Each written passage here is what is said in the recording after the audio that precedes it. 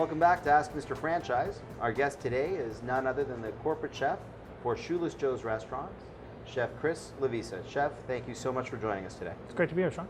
Now, I keep hearing everybody around the office call you Chef. Some people call you Chris, but which do you prefer? Well, I guess both are applicable. Okay. Chef works. I guess it helps calling me chef now that there's two Chris's in our office. So. Okay, excellent. Is that fair? So I'm going to call you Chef. Fair enough. Okay. You have just undergone a major revamp of the entire Shoeless Joe's menu. This has been a long time coming. You've done a lot of work leading up to this. But before we get into that, I'm sure a lot of people want to know who you are, what your background is, and kind of how you came to be here. Great. Well, been in restaurants since I was 15 years old. Got my accreditation back in the 90s. And most of my career, well actually all of my career has been sort of chain-based. So started with Kelsey's and sort of had some time with Turtle Jack's and with Boston Pizza and now with Shoeless Joe's. Excellent. Now you've undergone a major revamp here. And it's not a slow process that you've gone through. I know that Shoeless Joe's runs a lot of feature menus that help lead to testing to this massive launch you just did. Can you tell us a little bit about feature menus, how they work and what they are?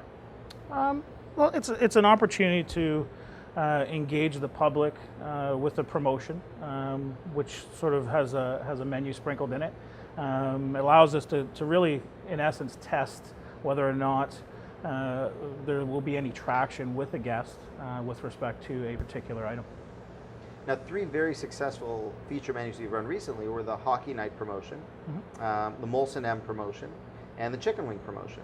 And I think that there's been some really surprising menu items off of all three of those. Can you tell us a bit about those and how they worked and what happens when they roll out? Yeah, there's a number of factors included. Some of them are just sort of shots in the dark, if you will, where we're engineering and we're tasting things and they taste good to us. So we want to see if everyone will agree with us. I would say that about the Molson M menu, where we incorporated beer into the fabric of the food menu. The wings, or the UFC promo as it's known for Shoeless Joe's, was more of a strategic placement where we wanted to really focus on cooking to order, really focus on food safety in terms of slacking procedures, holding procedures, cooking procedures, and delivering a truly remarkable product to the guests. Now with the chicken wing, that's a really interesting item because you were redesigning one of the core menu items of a 26-year-old storied chain. Mm-hmm. You must have had some pushback, you must have had some resistance. Can you tell us a bit about the change that you made and how you overcame that? It was a challenge, to say the least. But understandably, from a chain that was used to doing things a certain way. Not to say that they were wrong, but we saw opportunity in being able to make it better.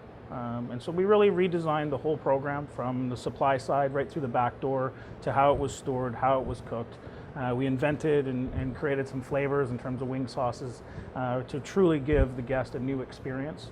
And through that promotional window, we found that obviously it worked, and we've had some very positive reaction with the program. We've carried it forward to the new menu.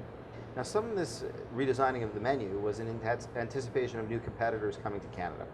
Mm-hmm. How does the Shoeless Joe's product line on the chicken wing side alone, and then we'll get into the bigger picture, mm-hmm. How do we stack up against the competitors now? Well, I would like to almost say that wouldn't really be the first sort of line of defense. Okay. It was more about creating something unique and special for Shoeless Joe's Sports Grill. I think first and foremost we worry about ourselves. We do what we need to do in our own house. Sure, we're always looking at competitors and of interest, who's coming, who's new, who's different. But we really want to stand alone, and we really want to be proud to serve our products and to be proud to be called Shoeless Joe's. It's almost like trying to beat your personal best. Exactly. I like that approach. That's pretty cool. If we can stand tall and be proud about what we do, I'd rather have other people worry about us and us not so concerned about them. Fair enough. Now, there's been a major relaunch of two lines at Shoeless Joe's, the new drink and dessert menu, mm-hmm. and then followed by the new core menu, which I understand went chain-wide on Monday. Can you tell us a bit about the new drink menu, the new dessert menu, and how that launch went? Yeah, some real interesting, unique, and different flavors for Shoeless Joe's. I think both menus really challenged the status quo. And again, that's not to say anything bad about what happened previously. But again, it's about going forward, and it's about trying to differentiate yourself. Sorry about that, and give guests a reason to come back or to discover Shoeless Joe's or to discover us again. I saw a tweet the other day that Shoeless Joe's has actually combined the perfect food with the beer and bacon Caesar. Well, I don't know if it gets any better than that. You've got beer, you've got bacon, you've got Caesar. It's what every man wants. It's all good. That's right. It's in a glass, and away you go. Yeah, fair enough. And the new dessert menu. What are some of the key items that are on the new dessert menu that are really helping the chain? Yeah, we went with sort of a hybrid on the dessert menu. Again, there are some spectacular things that have happened over the years, and the dessert menu is an example of that, where it's a hybrid of three what's the right word? Favorites that have been around for a while. We've tweaked them a little bit to sort of bring them into the new area, but we kept three, and we brought in three new items to again be a little bit different and change the look of Shoeless Joe. Now, when you're looking at relaunching a drink menu or relaunching a dessert menu, what do you think about, how do you calculate in cost of goods sold? How do you calculate in the bottom line and profitability for the franchisee around that? From behind the scenes, I assume that's what you're asking. Yeah. We're looking at margins. We're looking at trying to improve segments of our beverage portfolio that work in conjunction with sales, that also work in conjunction with contribution. I don't think there's any secret. Beer, we kind of chuckled about it. Beer's great. Canadians love beer. So it's about challenging the Shoeless Joe's guests to try something different. Beer is always there. It's always cold. We've got the Sub-Zero tap. So again, you can't go wrong with that. But it's about giving options and quality options, and not just, try this because we want to make more money, or try this because it's a different color. But we've put it out there to be a high standing quality item for our guests that they will enjoy at the price that we're charging. Now, speaking of quality items, let's get into the new core menu. You've introduced some serious items here, some things that nobody expected, and some things that are actually increasing profitability where nobody expected. And one of them I'm going to take right off the bat is Nathan's Famous Hot Dogs. What inspired that, and how did you manage to get that line in here?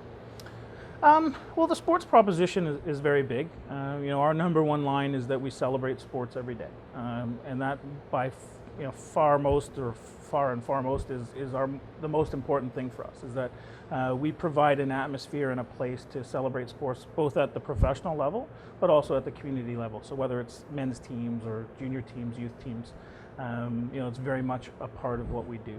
So Nathan's, with its long history, the official hot dog of the New York Yankees, the lore of all of that really fits. Not many chains in Canada sell hot dogs. So it was a quality product that fit the sports mold, and we thought it worthy of trying. And how's it been received? Tremendous. We've expanded our gourmet burger section, and so we've placed the dog in that section. And so all the toppings that are available and the combinations that are available on our burgers can be also brought out on the dog. So there's quite an array. Now, on the burger section, you've introduced some really interesting ones. You've introduced an angry burger, and one of my personal favorites is the redonkulous burger. Sure. Yeah, how do you spell that? Yeah, and I think it's about 6 inches high, that burger, or something like that? It is. It's a double stacked. Sort of our challenge is, dare you to finish it. But it was just a little bit of fun to give us a little bit something different and something unique, where hopefully sort of below the radar that people were talking about us. Excellent.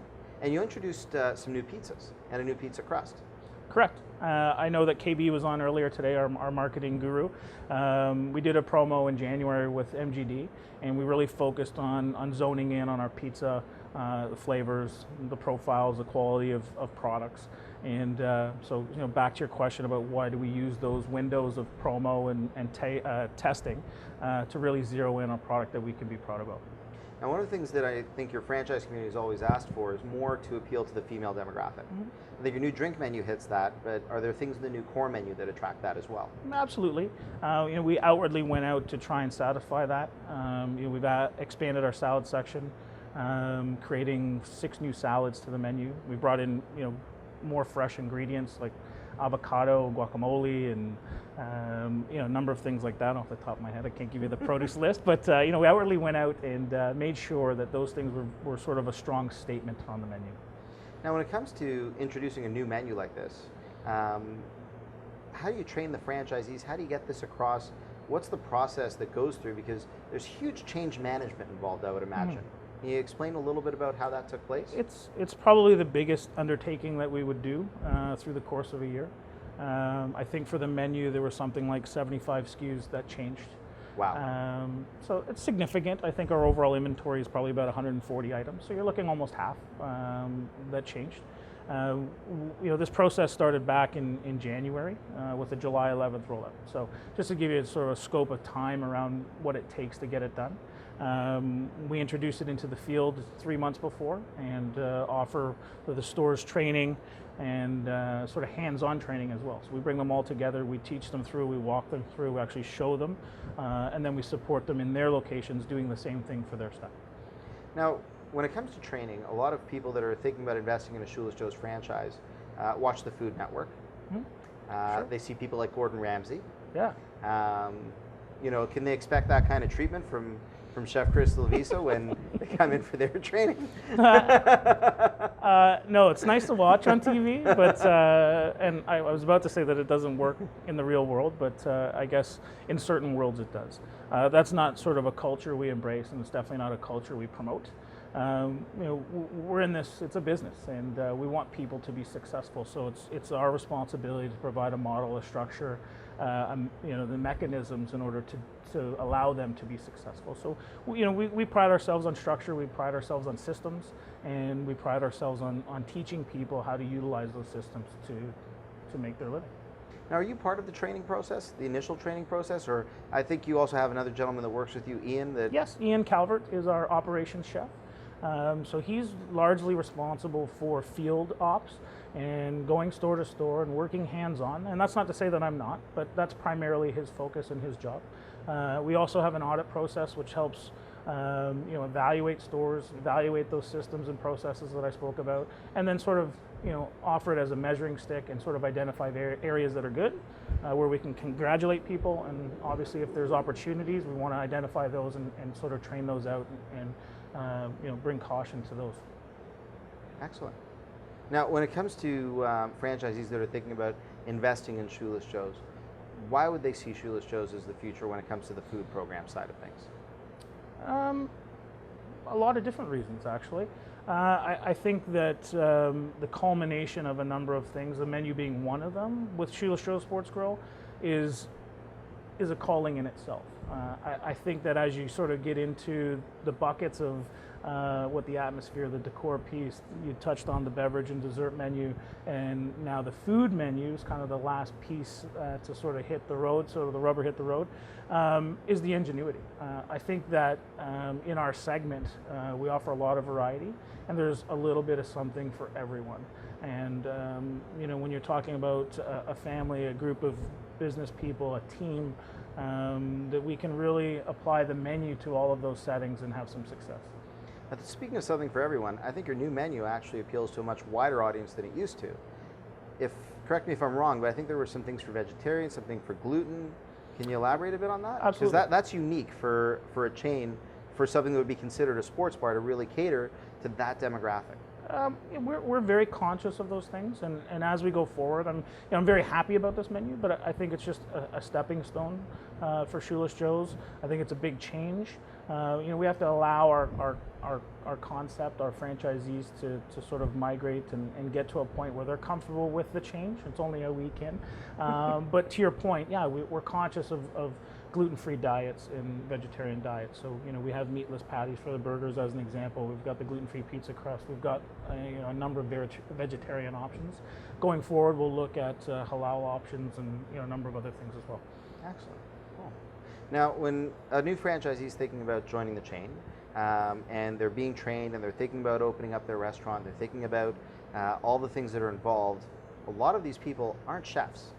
They aren't cooks. Mm-hmm. Do you have to be a chef to run a restaurant? Absolutely not. And not that we wouldn't want qualified or certified chefs in our restaurants. But we design the systems and the procedures and the recipes to sort of eliminate that need. All the thinking, if you will, is sort of done. It's just a matter of then following the procedures to get to the goal. Awesome.